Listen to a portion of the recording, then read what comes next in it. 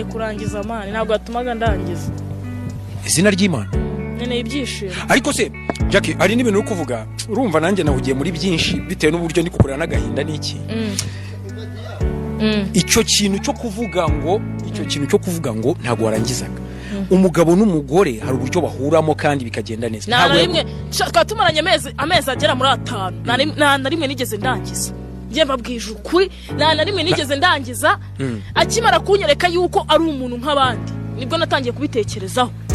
Nakubwiye ngo warambaraga nanjye ndi kukubara wa mushenze niyo mpamvu nagahinda mfite. Niyo mpamvu ndi no guseka. Urimbwa koko. Oya agaze Jackie.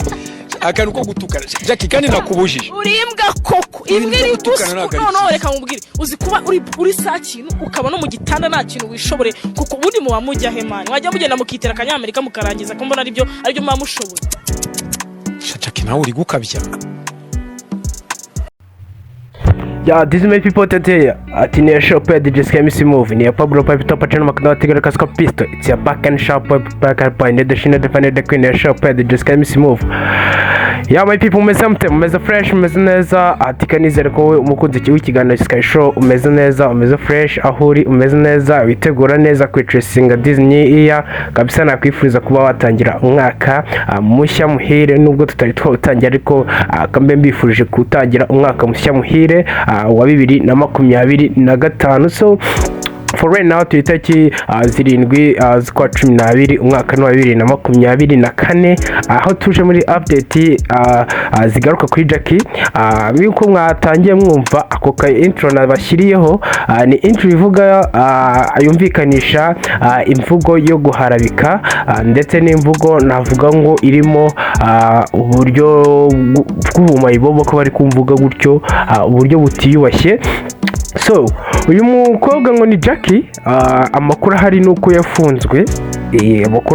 yafunzwe ndetse bari mu maboko ya RIB gusa nje kugira ngo tuvuge kuri ibintu by'ama platform yagiye amuhereza umwanya akaba yavuga ubusa ariko ubu ngubu akaba nta kintu ari kumumarira mu buryo bwo kuvuga ngo abashe kuba bashaka uburyo byibuza banamushakira n'umwavuka umukavaringira. Ari ikintu kijya kiba muri ino si ndetse duhura nacyo nk'abantu ugasanga abantu bari gushuka bari kukwakiserera ubundi ugakora amafuti ugakora amakosa bikakwinfect ibyo bintu byamara kugukorera ubwo buntu bwose bwo kuba bwakwinfecta bwo kuba bwakugaruka nyuma bo bakagenda hari bakahagarara bakagushungera ubundi ukarwana n'ibyo bibazo wenyine. Ni nabyo bintu biri kuba kuri umukobwa ngo ni Jackie.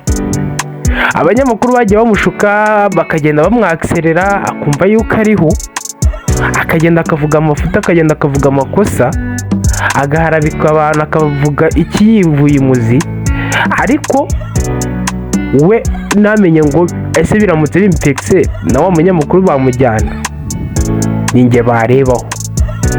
Kagaruke ku banyamakuru ni gute uri umunyamakuru navanga umunyamakuru mwiza ukora content nziza ufite uburyo uvugamo ibintu abantu koko bakabikunda ufite uburyo ukoramo ibintu bakabikunda uzanye indiscipline ngira ngo Jackie wumvishe tangiye kuvuga ibintu nka biriya nuyikanshinze ukayibwira ati apana wirengera kuko iki ni igitangazamakuru kigiye cyangwa se iki ni ikiganiro kigiye kurebwa n'abantu benshi abagiye batandukanye wirengera ahubwo wowe nk'umunyamakuru ugakomeza kumwakiserera agakomeza akavuga ayo mafuti. Ese uri umunyamakuru nyabaki? Njyewe sinshyigikiye bino bintu biri kuri andasi byo gushaka kujya ku ma internet ngo mukajya kuvuga ubusa mukajya kuvuga ibintu ngibyo byose by'ubutabapfu byo kuba umuntu uwari wese wumvisha iki kiganiro nta kintu kizima yakuramo ahubwo ngendagira ngo turebe se bundi kuba abantu badakora ibintu bizima nuko bidahari. Hanze hari abana bafite talent hari abana bafite impano zo kuba bagaragaza mu buryo bumwe cyangwa se ubundi zigiye zitandukanye. Hari abantu bafite ibintu byinshi cyane byo kuvuga byo gutangariza abantu koko byo kubungura ubumenyi buzima. Ntago ibintu byose bya showbiz bishingiye ku matiku cyangwa se ibintu nka biriya by'imvugo nyandagazi twige gukurikira platform afite ikintu avuze ku buzima bwacu, twige gukurikira platform avuga ibintu bizima biri budufashe nkatwe nka societe, tureke kujya gushaka ibintu nk'ibyo ngibyo byose by'ubutabapfu ngo tuzanire abantu, kuko abantu tubwira ni abantu basobanutse, ni abantu bajijutse, abantu bagomba kumenya ibyo hirya no hino kandi bizima, pana kujya kuzana ayo matiku y'abanyarwanda, ayo matiku y'ibintu najya amenya ibyo ari byo ngo ntagira iki n'iki ngo ntango ku amezi 5 yose. ubundi njye rero ari ikintu njya nibaza, kuko abantu bigiza nkana.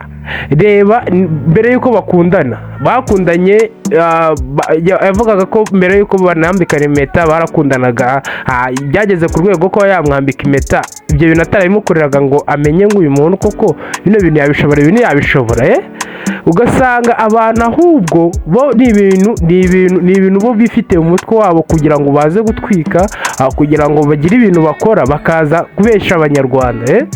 Ntabwo rero twebwe ibyo bintu ari byo bintu navuga ngo tuba turambirijeho kugira ngo tuze tuvugeho ngo kugira ngo mukurikire ngo mugire iki.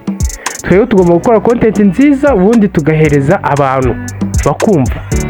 So for right now nizo update nari nguzaniye kwa mumenye wagwani, ubundi nanjye kugira ngo tugende tumenya ibyo ari byo. Ese wowe aho uribaza se ubundi Jackie ibintu agomba kuzabirenga yani ibintu mubona ko azabirenga? Ese mubona hari icyo bizatanga? Mubona byibuza ari icyo bano bantu b'abanyamakuru bazamufasha bikagira icyo bitanga? Noneho Jackie mwakunze mukongera mukaba mwamubona agarutse. So rero njyewe ikintu namusabira ahari nuko byibuza yaba ari kwitekerezaho, akaba ari kwisuzuma we ku giti cye, akareba se koko nkanye nka Jackie mvuze byiza bankunda, ase nari nkunzwe kuko mvuga ibi bibi, kuko niba bavuga biriya bintu byose by'ubutabapfu ntabwo ngo yakagombye kuba ari muri kasho. Ariko se nawe natekereze mvuze ibyiza ngo abanyarwanda bwo ntibankunda. So rero ahari katumwifurize kuba yakongera akagaruka, kuko nta muntu akifuriza ko umuntu afungwa. Uri umuntu utarafungwa nyine niwe wavuga ati ni bakenyana, ariko umuntu wafunzweho ntabwo yakifuriza undi mugenzi we kuba yabona yabaye imbohe. So rero ahari yumve yuko tumusabira kuba yagaruka, ariko agarukanye ubwenge, apana kugaruka agarukanya andi matiku noneho yongeyeho, ku buryo ushobora gusanga batangiye no kumwoshya ukabona yongeye yataka ribu ngo yaramfunze n'ibiki tujya tubona ubusazi bw'abantu ati buri ushaka kujya kumva yatangiye kumentioninga ribu n'ibiki. Ahubwo nagaruke azi ngo ngomba kuvuga iki, ngomba gusiga iki ngiki gifitiye abantu sosiyete nyarwanda akamaro. Ni ibingibi ngomba kujya nivugira, ni ibi ngomba kujya mvuga, ibi nabireka. Nabo abanyamakuru ndetse batanga space yo kwa abantu baza bakavuga ubusa, nabo bakurikirane bundi dukore social media nziza ifite ikintu ifite ikintu imariye societe, ndetse n'abaze kurikira bose bavuga ati cyaza hano hantu ho hari ibintu bizima noneho turi kugenda tuhakora, hari ibintu bigiza turi kugenda tuhumva, apana kujya kuzana ibintu nk'ibyo byose bidafite ikintu bimaze. So kanizere ko wowe umukunzi ikiganiro cya Sky Show umeze neza, aho uri hose umeze fresh. Ngewe ari kukugezaho update ni Sky again, yari ya Pablo Pavito Bacino Makadara Tigre Kasiko Pisto, it's ya back and sharp boy no deshine de vanille kwi ani ya shop ya DJ Sky Miss Move. Duhuze muri update ze bugaruka, ngewe ukugezaho news update okwan ni Sky mwenyewe. Wowe ufata time yawe ukawunshinga, anavuga nawe umuntu wa danger kamaye ngo salute aho uri hose, ndagukunda cyane kandi ndakumacinga respect okwan. So ukore subscribe, ukore like, ubundi ukore share, ubundi dukomeze kunyura tubana mu biganiro bigiye bitandukanye umunsi ku wundi. Yari ya Pablo Pavito Bacino Makadara Tigre Kasiko Pisto, it's ya back and sharp boy de vanille kwi ani ya shop ya DJ Sky Miss Move. Ciao ciao.